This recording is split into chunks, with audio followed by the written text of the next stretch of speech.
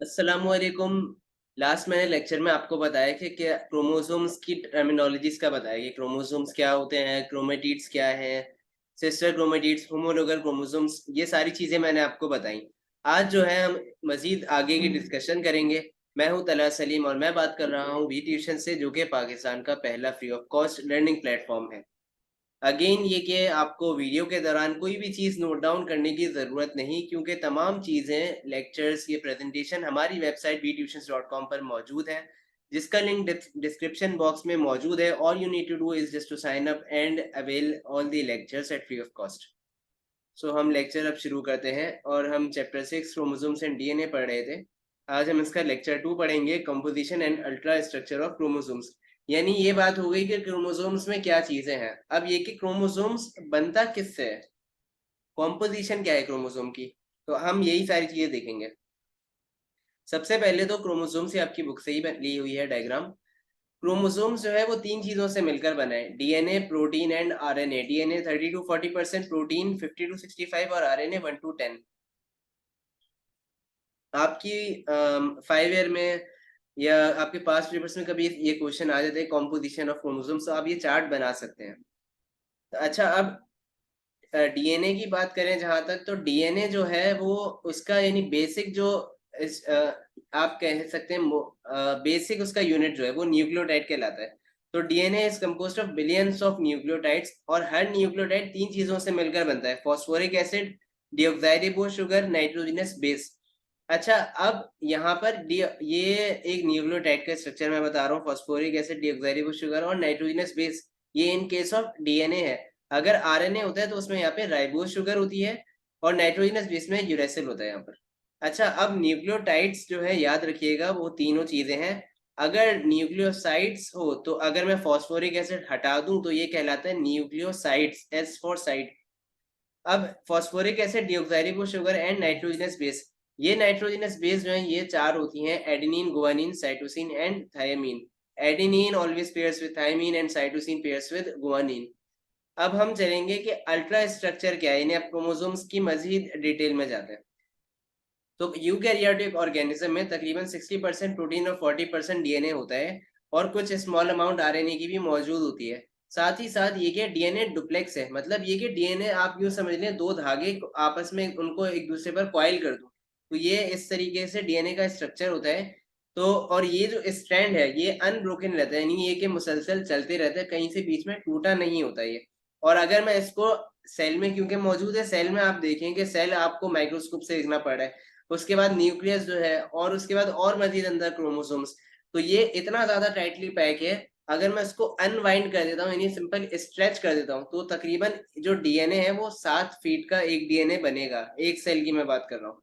तो आप 7 फीट देख लें, तकरीबन एक इंसान से के बराबर इतना बड़ा आपका जो डीएनए है, वो इतना ज्यादा कॉम्पैक्ट, इतना ज्यादा उसको टाइट होकर वो ऐसे स्ट्रक्चर में मौजूद है जो कि आपको नेकेड आई से भी नजर नहीं आ सकता। अब क्या है कि डीएनए जो होता है, डीएनए में क्या है कि डीएनए में प्रोटीन्स होती हैं। कौन सी? Histone proteins. ये हिस्टोन प्रोटीन्स होती हैं, पॉजिटिवली चार्ज होती हैं और उस पर डीएनए बाइंड हुआ होता है, क्योंकि डीएनए क्या है, negatively charge, so positive negative attract each other. अब डीएनए जो रैप हुआ होता है, तकरीबन 8 हिस्टोन प्रोटीन होती है, इस पर डीएनए रैप हुआ होता है, इसे कहते हैं न्यूक्लियोसोम। ये मैं आपको यहाँ पर दिखाऊं, तो यहाँ पर आप इस तस्वीर में देखें, तो ये बेसिकली क्या है कि डीएनए का डबल हेलिकल स्ट्रक्चर है। ये हिस्टोन प्रोटीन है, इस पर डीएनए क्या हुआ हुआ है, क्वाइल हुआ है, वाइंड हुआ हुआ है। अब इस तरीके से 8 हिस्टोन प्रोटीन होती हैं, जो कि ये बीच में आपको नजर, ये आपको लग रहा होगा कई सारी हिस्टोन प्रोटीन्स, एक्चुअली इनमें बहुत छोटे छोटे से गैप्स होते हैं।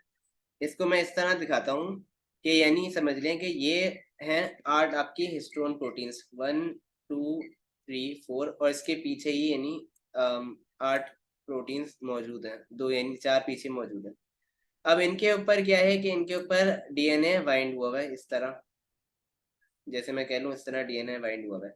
अब अगला स्ट्रक्चर जो आएगा ना, जैसे यहाँ पे सपोज अगला स्ट्रक्चर है, तो ये बीच की जगह भी इसके पास यहाँ पर खाली होती है। ये जो स्ट्रक्चर है ये कहलाता है न्यूक्लियोसोम। और न्यूक्लियोसोम के साथ ही ये जो बीच का स्ट्रक्चर है जहाँ पे कोई जो है वो हिस्टोन प्रोटीन नहीं है, ये कहलाता है स्पेसर डीएनए। अब क्योंकि डीएनए जो है वो है नेगेटिवली चार्ज, और जो हिस्टोन प्रोटीन्स है वो है positively charge, so they both attract each other and thus the DNA tightly coiled over the histone proteins. अब इस तरीके से दो स्ट्रक्चर मजीद आते हैं, हेट्रोक्रोमेटिन और यूक्रोमेटिन। हेट्रोक्रोमेटिन कहते हैं the highly condensed part of the chromatin. The if you notice के इधर हिस्टोन प्रोटीन्स पर डीएनए बाइंड हुआ है, तो ये वो पार्ट यानी जहाँ पे हिस्टोन प्रोटीन पर डीएनए ज्यादा टाइटली बाइंड हुआ है, इसको कहते हैं हेट्रोक्रोमेटिन। और ये डार्कली स्टेन्ड होता है क्योंकि यहाँ पे हिस्टोन प्रोटीन्स आती हैं। जो यूक्रोमेटिन होता है वो रीजन होता है जहाँ पे जो non condense part protein part कहलाता है, यानी ये वो डीएनए होता है कि जो लाइटली स्टेन्ड होता है।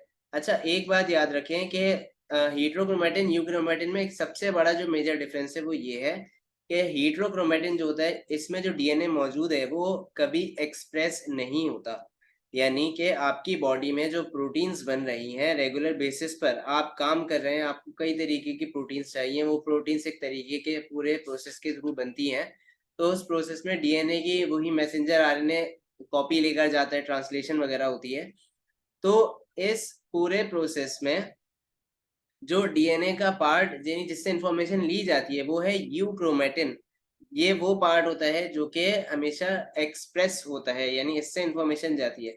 जो हेट्रोक्रोमेटिन का पार्ट है वो कभी एक्सप्रेस नहीं होता, वो वैसे ही रहता है। उसका काम आपकी बॉडी में फिलहाल तो आपको इसका कोई ज़रूरत नहीं है जानने की, लेकिन खैर स्टिल आपको अगर एडिशनल इन्फॉर्मेशन हो तो आप ज़रूर कांटेक्ट कर सकते हैं, मैं और मज़ीद डिटेल में भी समझा सकता हूँ।